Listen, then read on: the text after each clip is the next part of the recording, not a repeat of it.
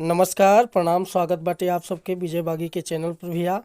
आज उपस्थित बानी बहुत बढ़िया एगो गीत लेके, नया कंपोज के लिए बनी ये गाना के, जौन की खासकर हम लोग कि ढूंढी पर कितना गाना आ चुकल, वही सब के जवाब लिखले बनी भैया।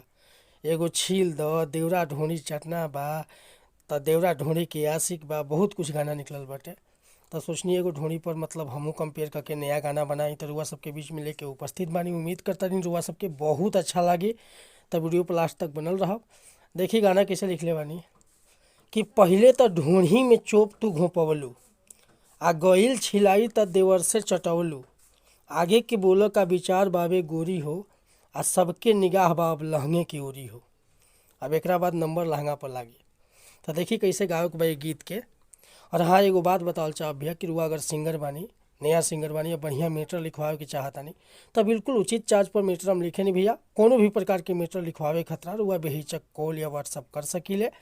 डिस्क्रिप्शन में हमारा नंबर बा, और लास्ट में बता दें। फिलहाल देखल जा कैसे एक गायक बा, एक गायक बटे भैया कि पहिले तो ढूंढी में चोप तू घोंपवलू, आ गईल छिलाई देवर से चटवलू। बोला ना आगे के का विचार बा कि पहिले तो ढूंढी में चुप तू घोंपवलू, गईल छिलाई देवर से चटवलू।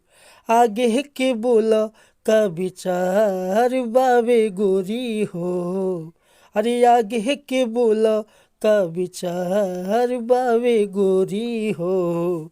आ सबके निगाह बायब लहंगे के ओरी हो, कि सबके निगाह बायब लहंगे के ओरी हो। तो एकरा के रुआ ऊपर से दुगुन कर सकीले, ठीक बटे। अगर ये मैटर हुआ पसंद आवता है, को लाइक एगो कमेंट करब, चैनल पर नया होके तो सब्सक्राइब करब। और हुआ नया सिंगर बानी बेहिचक कोनो प्रकार के मैटर लिखवावे खतरा कॉल कर सकता नहीं। अपन कॉन्टेक्ट नंबर बाटे भैया 88 74 47 31 28। हम हर तरह के मैटर लिखनी भैया। रुआ जाके हमारा पिपरा घाट फिल्म्स ऑफिशियल पर भी जाके ज्वाइन हो सकता नहीं, देख सकता नहीं, हमारे ऊपर वीडियो आवेला। आ टाइम नहीं मिल पाओ तो ओके बच्चों को बस हमें के ऑडियो बना के रुआ सबके बीच में परोसता नहीं। उम्मीद करता नहीं रुआ सबके मैटर पसंद आई। चलिए भैया, मिलते हैं अगला वीडियो में कुछ नया गाने के साथ। तब तक के लिए नमस्कार, प्रणाम, धन्यवाद भैया। जय हिंद, जय भारत।